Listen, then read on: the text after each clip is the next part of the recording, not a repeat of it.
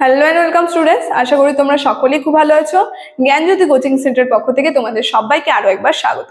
তো আমি মীরা ম্যাম, আমি আজকে তোমাদের সেমিস্টার থেকে বাংলা বিষয় থেকে তোমাদের যে কাব্য সাহিত্য রয়েছে সেখান থেকে একটা খুবই গুরুত্বপূর্ণ টপিক, বাংলা কাব্যে কবি কাজী নজরুল ইসলামের অবদান সম্পর্কে আজকে কিন্তু আমি আলোচনা করব।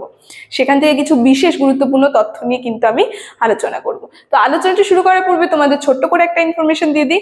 দেখো, বোর্ডের কর্নারে তোমরা দুটো নাম্বার দেখতে পাচ্ছ।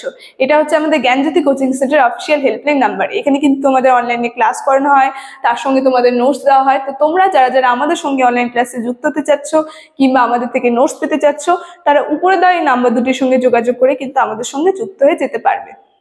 ঠিক আছে, তাহলে আমি এবার আলোচনাটি শুরু করছি।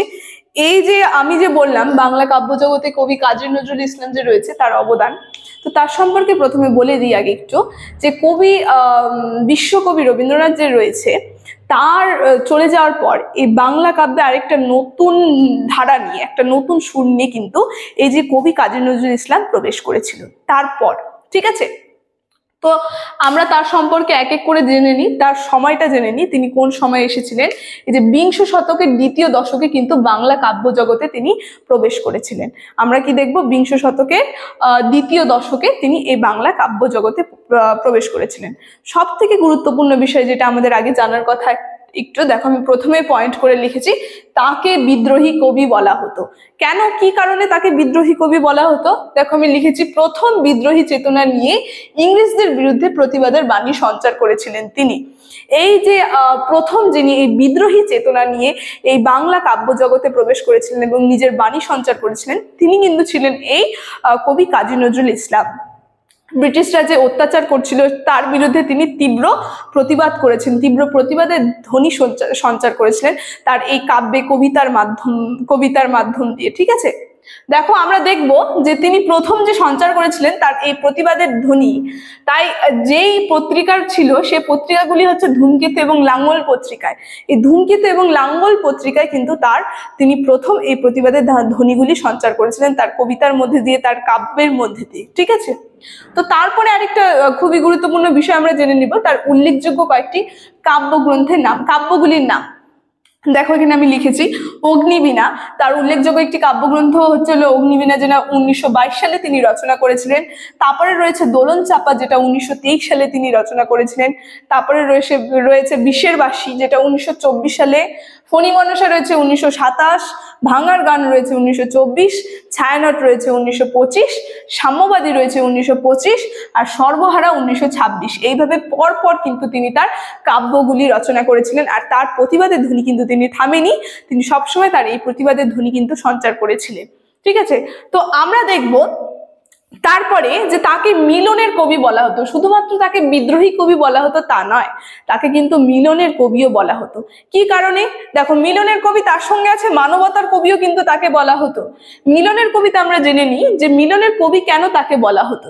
দেখো, আমি এখানে লিখেছি তার একটা কবিতা কান্ডারি হুঁশিয়ার। এই কবিতায় তিনি কি করেছেন, হিন্দু এবং মুসলিমদের মধ্যে তিনি মেলবন্ধন ঘটিয়েছেন। তিনি এই যে জাতিভেদ যে রয়েছে, এই জাতিভেদ দূর করে তিনি কিন্তু মেলবন্ধন ঘটানোর চেষ্টা করেছেন তার এই কবিতার মধ্যে দিয়ে। ঠিক আছে, তার এই যে কান্ডারি হুঁশিয়ার এই কবিতার মধ্যে দিয়ে।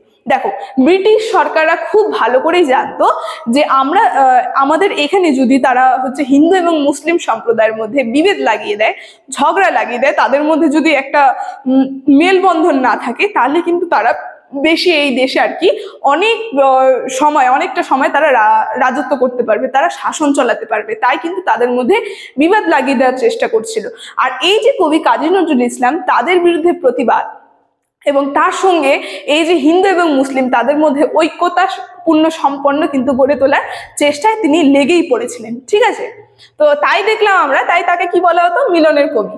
এবং তাই দেখো, তিনি লিখেছেন কি সুন্দর করে এই মিলনের এই কান্ডারি হুঁশিয়ার কবিতায় তিনি যে মেলবন্ধন ঘটিয়েছেন হিন্দু মুসলিমদের মধ্যে। দেখো, যে এইভাবে তিনি তুলে ধরেছিলেন যে অসহায় জাতি মরিছে ডুবিয়া, জানে না স্বতন্ত্র কান্ডারি আজ দেখিব তোমার মাতৃ মুক্তি পান।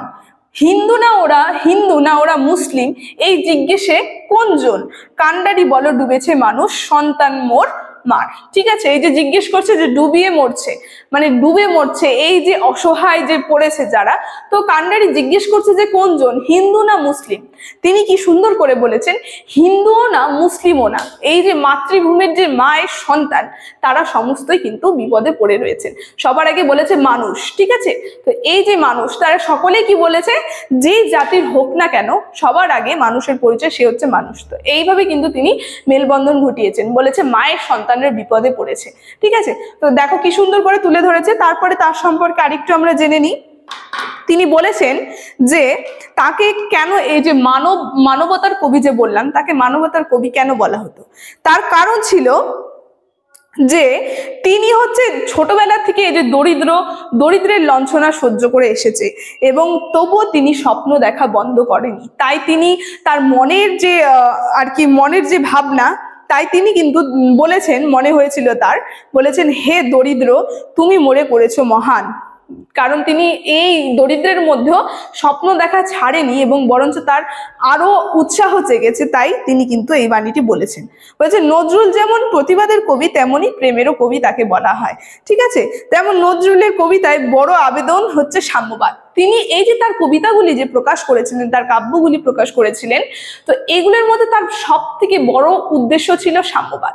সাম্যবাদ শব্দটির অর্থ হচ্ছে হলো সমান অধিকার। হিন্দু এবং মুসলিম দুজনই কি, হিন্দু মুসলিম শুধু তাই নয়, সমাজে যে প্রত্যেকটা মানুষ রয়েছে, উচ্চ শ্রেণী বা নিচ শ্রেণী, এই যে কৃষক জাতি যারা রয়েছে, তা সবারই কি সমান অধিকার আছে সব ক্ষেত্রে। এই যে এই সাম্যবাদেরই কিন্তু তার দাবি ছিল। তাই তিনি বলেছেন, দেখো বলেছে যে এই পৃথিবী গঠনে নারী পুরুষ প্রত্যেকে সমান ভূমিকা পালন করেছে। তাই বলেছে কিন্তু পুরুষ নিজের কায়েমি অধিকার বেশি দখল করেছে। পুরুষ বলেছে যে আমরা বেশি শক্তিশালী, আমাদের বেশি অধিকার, তাই বলে কিন্তু পুরুষরা।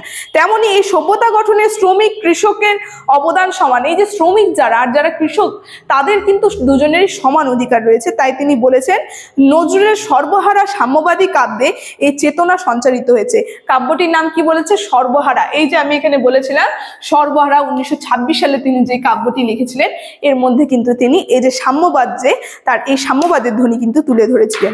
বলেছিলেন নজরুল তীব্র প্রতিবাদ এবং ব্যঙ্গ মানসিকতায় অনেকেই পছন্দ করেনি তাকে। এই যে তার এই যে তিনি সরাসরি প্রতিবাদ করতেন, তাই তাকে কিন্তু বিদ্রোহী কবি বলা হতো, তীব্র প্রতিবাদ।